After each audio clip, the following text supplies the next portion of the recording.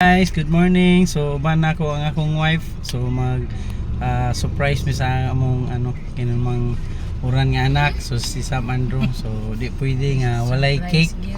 May cake sa likod guys oh. So muna among dalon sa school o Jollibee nga nasa likod.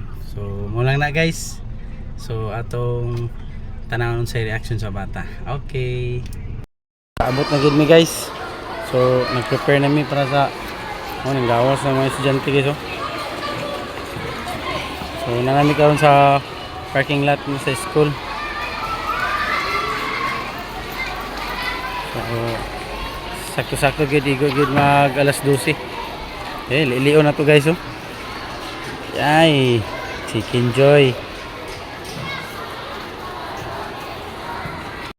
Og karon guys, ato nang ihatod ang food packs og ang cake sa birthday boy nga si Sam Andrew og atong ihatag og iapod-apod sa mga bata kay mao na ilang kalipay Jollibee. So karon kaabot na mi guys. So ang reaction sa bata grabing kalipay guys oh. Apil niya mga classmate halos magsiga na sila singgita og sige na sila og great sa birthday boy nga si Sam Andrew. So nakita na ko sa naong sa akong anak nga grabe gid sa ka-happy og unexpected ang nahitabo nga pag ani dinhi sa ilang room kay wala mi nagsaba sa iyang teacher og sa bata. So inana guys, at least makita nato ang kalipay sa bata nga dako kayo iyang katawa deep inside sa karon amo na siyang giplaster sa atubangan uban sa cake og sa iyang mga food packs nga among gi-prepare nga iyang ihatag sa iyang mga classmate. So excited na kay siya, di na siya kahulat, sige na siya og dagit-dagit sa cake kay muna iyang ganahan. Og uban sa iyang mother, so dako kay iyang isi. So very good na, good boy lang always, happy na sila ni papa ug mama.